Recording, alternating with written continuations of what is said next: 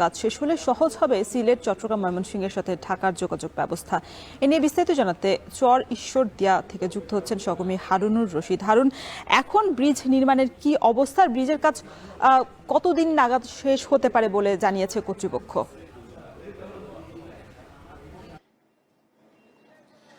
ময়মনসিংহের ব্রহ্মপুত্র নদে কেওয়াটখালীতে যে দৃষ্টিনন্দন স্টিল আর্চ সেতুর কাজ চলছে, এটি কিন্তু ময়মনসিংহবাসীর দীর্ঘদিনের একটি প্রত্যাশিত বিষয় ছিল।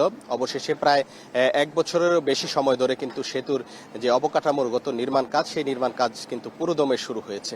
এবং আমরা এখন আছি কেওয়াটখালী সেতুর যে কেওয়াটখালীর অপর পারে যে অপর প্রান্ত রয়েছে চর ঈশ্বরদীয়া, সেই ঈশ্বরদীয়া এলাকা। এবং এখানে আমরা যেটি দেখতে পাচ্ছি যে পুরোদমে এই সেতু নির্মাণের যে কাজ, সেই কাজ কিন্তু চলছে। এবং এখানে যারা সেতুর যে নির্মাণকারী প্রতিষ্ঠান তারা কিন্তু একেবারেই পুরোদমে এখানে তাদের যে কাজ, সেই কাজগুলো এখানে করছেন। আমরা দেখছি যে এখানে নির্মাণ কাজ চলছে এবং এখানে যারা কাজ করছেন তারা কিন্তু দিনরাত কাজ করছেন। এবং এই এখন যে জায়গাটিতে আমরা আছি, এটি হচ্ছে যে সংযোগ সড়ক রয়েছে, সেই সংযোগ সড়কের পাইল, ক্যাপ এবং পিলার নির্মাণ, সেই পিলারের কাজ কিন্তু এখানে চলছে। এবং এখানে আমরা যদি একটু বলি যে সেতুটি দৃষ্টিনন্দন যে স্টিল আর্চ ব্রিজ সেতুটি নির্মাণ হচ্ছে, এটি প্রায় ৩,২৬৩ কোটি টাকা ব্যয়ে কিন্তু এই সেতুটি নির্মাণ হবে। এবং সেতু নির্মাণের পাশাপাশি ভূমি অধিগ্রহণ এবং সংযোগ সড়ক সহ এই টাকাগুলো কিন্তু ব্যয় করা হবে। এবং এখানে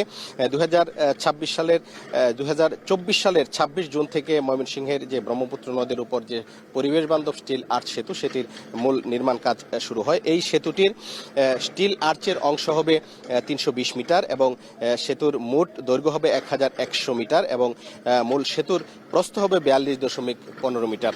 এবং এখানে যে সেতুটি নির্মাণ হবে, এর দুই পাশে প্রায় 780 মিটার সংযোগ সড়ক থাকবে এবং এখানে রোড ওয়ার্ক হবে প্রায় 7.3 কিলোমিটার এবং এর মধ্যে ওভারপাস এবং র্যাম্প রয়েছে 4টি, 993 মিটার।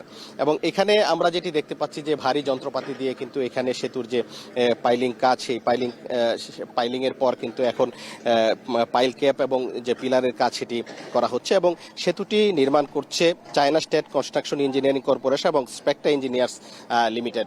তো এই সেতুটির নির্মাণ কাজ শেষ হলে এই অঞ্চলের যোগাযোগ ব্যবস্থায় একটি বৈপ্লবিক পরিবর্তন আসবে বলে সেতু নির্মাণকারী কর্তৃপক্ষ এবং স্থানীয়রা আশা করছেন। তো এই ছিল আমার কাছে ময়মনসিংহ থেকে সর্বশেষ। ময়মনসিংহ থেকে যুক্ত ছিলেন সহকর্মী হারুনুর রশিদ।